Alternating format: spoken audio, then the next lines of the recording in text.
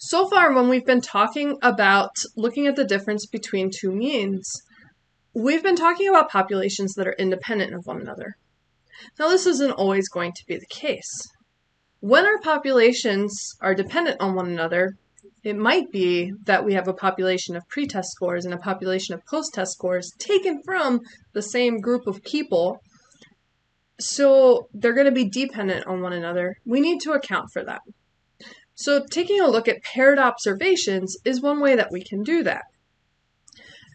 So rather than looking at the difference in means along the way, what we do is we look at the difference for each pair, and then we do statistics with that difference. So here's the notation that we're going to be using for this. We're going to take the ith pair difference.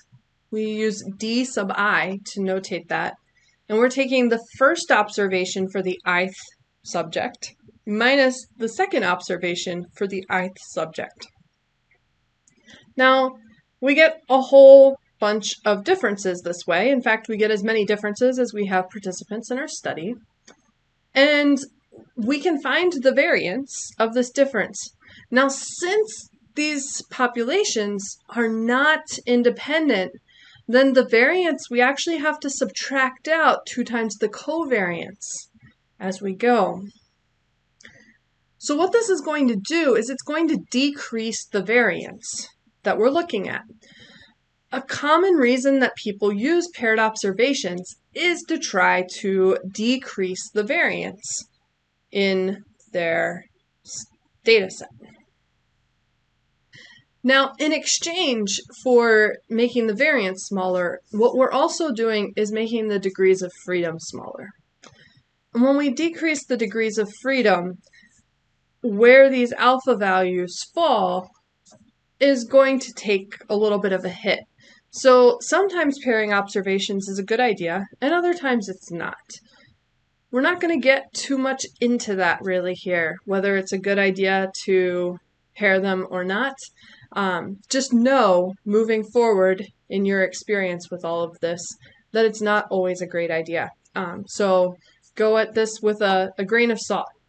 So it turns out that our t-value for this is no different than a t-value has been every time before. So t is going to be the sample mean minus the population mean divided by the standard deviation divided by the square root of n. Now, solving the same way we always have for that population mean of our differences, we can find this 1 minus alpha % confidence interval for our differences. So when we do that solving, we'll end up with our sample mean of differences, minus on the left, plus on the right. Our t-value, sub alpha divided by 2, that's the t-value, n minus 1 degrees of freedom. It's alpha divided by 2 as the area to the right, times the standard deviation of the sample divided by the square root of n. So that'll give us a confidence interval for the population mean of our differences.